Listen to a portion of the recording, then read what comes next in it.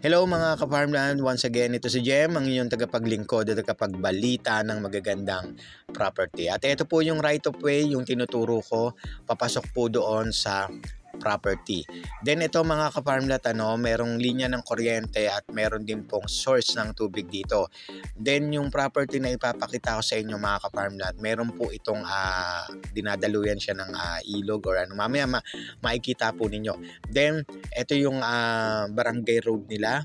Ayan. At malapit din po ito sa barangay hall po nila. Then, yan, papasok po ako mga ka-farmland, at tapusin nyo lamang po yung video na ito para makita po ninyo yung ganda ng property na ito.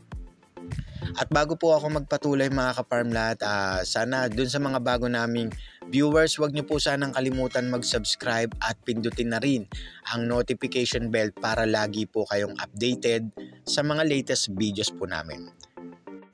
At ito mga ka-farmland, may dadaanan po tayo dito na maliit lang po na tulay. Sa ngayon po kasi ang pwedeng makapasok dito ay yung mga tao lang po, pathway lang po siya. Pero kung sino po yung mag-a-avail po nito ay pwede pong gawan ng kalsada po talaga. Ito yung sinasabi ko sa inyo na sakop po ng property. Then dito rin sila kumukuha ng source ng tubig para ipandilig doon sa mga pananim po nila. Ayan mga ka-farmland, tapusin nyo lamang po yung video na ito at makikita ninyo kung gaano po kaganda. At ang lugar po na ito, accessible din po ito mga ka-farmland dahil malapit po ito sa eskwelahan, pati sa bayan at sa mga karatig na bayan din po ng Quezon. Ngayon pag-usapan natin mga ka-farmland kung ilang oras po yung biyahe from Manila hanggang dito sa Lopez, Quezon ay nasa 5 oras. Honest lang po ako sa inyo, depende po yun dahil alam naman natin sa Manila ay matraffic. So mag-add na kayo ng 1 oras pa, no? Then dito sa property po na ito mga ka-farmland, napakadami pong tanim katulad po ng nyog, karamihan po kasi dito ay nyog at umaabot po sa 1,300 na puno ng nyog. Then meron din pong iba pang mga tanim dito. At depende na rin po sa inyo mga ka-farmland kung ano po yung gusto ninyong itanim pa or idagdag dito. Tulad ng gulay or yung mga prutas na pwede po ninyong ibenta sa merkado. So ito, ang lupa po na ito mga ka-farmland ay nasa 85% po yung flat. No, yung the rest po is hindi naman siya mabundok or slope lang po siya. Makikita po ninyo sa dulo na napakaganda ng lupa po na ito mga ka-farmland. Then, pwede rin po kayo dito maglagay ng inyong tawag dito, mga manok or hayop po katulad po ng kalabaw, kambing, kabayo, kung ano po yung gusto po ninyong i-breed sa lugar po na ito.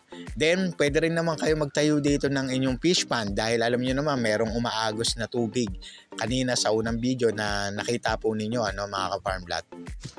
At marami pa rin po kayong pwedeng gawin dito, katulad ng resort, katulad ng bahay bakasyunan, camping site, kung ano man yung gusto po ninyo mga ka-farmland, bahala na po kayo. Then ito nakikita nyo kung gaano kaganda yung property na ito mga ka-farmland. At ngayon mga ka-farmland, pag-usapan na po natin ang total area nitong farm. 5 hectares po ang lawak po nito. TCT title, ready to transfer po sa makakabili. Buhay na buhay po ang may-ari. At 3 meters po yung lapad ng kalsada dito. Depende na po rin po sa inyo kung palalaparin nyo pa.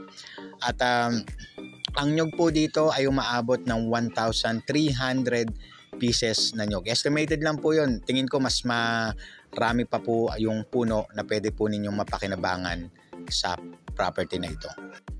So ano pang inaantay ninyo mga ka-farmland? Tumawag lamang po kayo sa mga numerong naka-flash dyan sa inyong mga screen. At of course mag-set na po tayo ng inyong mga tripping. At yun po, maraming salamat sa inyo mga ka-farmland at sa walang sawa po ninyong pagsuporta sa amin. Muli ito si Jem, ang inyong tagapaglingkod at tagapagbalita ng magagandang property. Have a nice day po mga ka-farmland. Ingat po kayong palagi.